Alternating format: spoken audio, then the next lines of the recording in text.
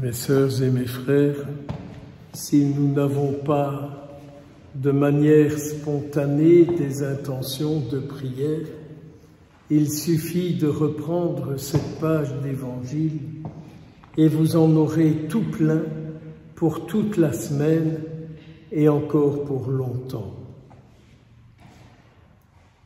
Quand j'entends Jésus qui dit « C'est maintenant que le prince de ce monde va être jeté dehors », je ne peux que lui dire tout de suite, mais tout de suite, mais Seigneur, tout de suite, car je nous rappelle que le prince de ce monde, c'est celui qui détruit ce monde dans lequel nous vivons. Alors, peut-être que vous pouvez vous amuser avec de l'écologie et toutes sortes de trucs. Ben oui, pourquoi pas. Mais pour moi, quand j'entends que le prince de ce monde va être jeté dehors, c'est celui qui nous pousse à commettre des fautes, à commettre des péchés. C'est celui qui me pousse à faire le mal en pensée, en parole et en action. Le mien de prince que j'aimerais qu'il soit jeté dehors de ma vie. Alors faites le bilan pour vous. Quel est ce prince intérieur qui vous empêche d'être tout au Christ et que vous aimeriez que Jésus vienne le jeter dehors de votre corps, de vos pensées, de votre âme, de votre esprit, de votre cœur? Regardez un peu le dégât que le prince de ce monde produit en vous et par vous. Alors, pour que cela s'accomplisse, il faut que Jésus vienne. Il faut que Jésus vienne accomplir en vous, en moi, en nous, ce qu'il dit. Il faut qu'il vienne accomplir en nous ce qu'il vient de nous dire aujourd'hui et que tous les croyants à travers le monde ont entendu aujourd'hui, que ce soit en Belgique francophone, en Belgique néerlandophone ou en Belgique germanophone, dans la France entière, en Italie, en Espagne, en Ukraine, en Pologne, partout, en Russie. Il faut que le prince de ce monde soit jeté dehors. Et la grande difficulté que nous avons tous, c'est de dire « Pas en dehors de moi, Seigneur. En moi, il n'est pas, n'est-ce pas? En moi, il n'est pas, c'est en vous qu'il est. » C'est comme ça que nous raisonnons, hein. C'est pas en moi qu'il est, mais c'est en eux qu'il est, Seigneur. Tu ne le vois pas dans cet homme, dans cette femme, tu vois pas qu'il est là. Mais en moi, il n'est pas. C'est un des premiers tours du malin.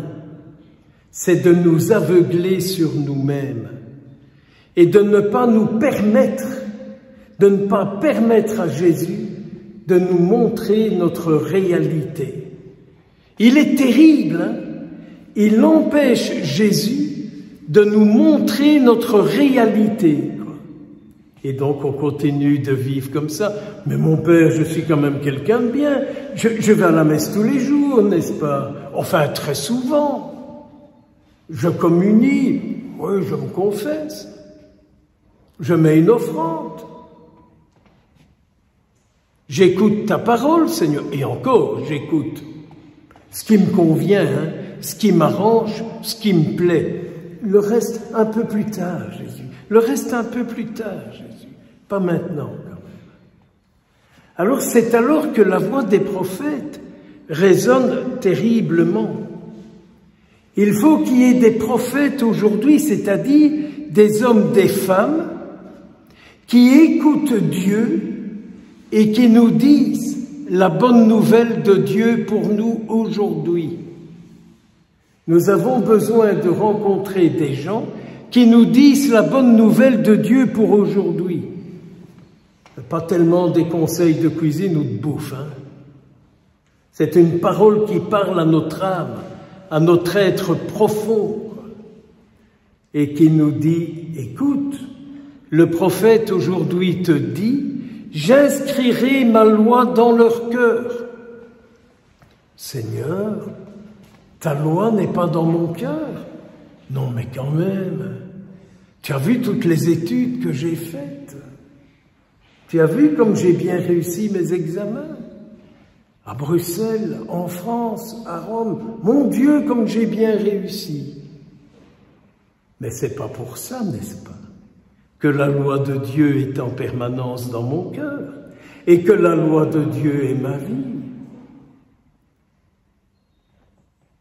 Néanmoins, si mon amour du Christ, si mon attache à sa personne m'amène à lui dire, oui, oui, viens déposer ta loi en moi, et je serai délivré, et je serai délié, et je serai libéré, et je serai en paix, et je ne serai plus dans la dépendance de ceci, de cela, d'encore de ci, encore de ça. Parce que sacré nom, cette dépendance, elle est quand même terrible, hein? Cette dépendance. Oh mon Père, je ne peux pas boire ceci, je ne peux pas manger cela, je ne peux pas être en contact avec ceci, et je ne peux pas encore être en contact avec cela, et ratati ratata. C'est pas de la dépendance, c'est pas de la dépendance. C'est des peurs, c'est des inquiétudes qui ouvrent la porte à toutes sortes de choses en nous, qui nous créent des dépendances et qui nous mettent en mal. Il faut de temps en temps repérer quelles sont les portes qui sont ouvertes, qui nous mettent dans des dépendances de toutes sortes et dans un affreux esprit qui est l'esprit de peur. Quel esprit de peur! Je ne peux pas aller là pour ci, je ne peux pas être en contact avec ça pour ça. Et on est parti, quoi.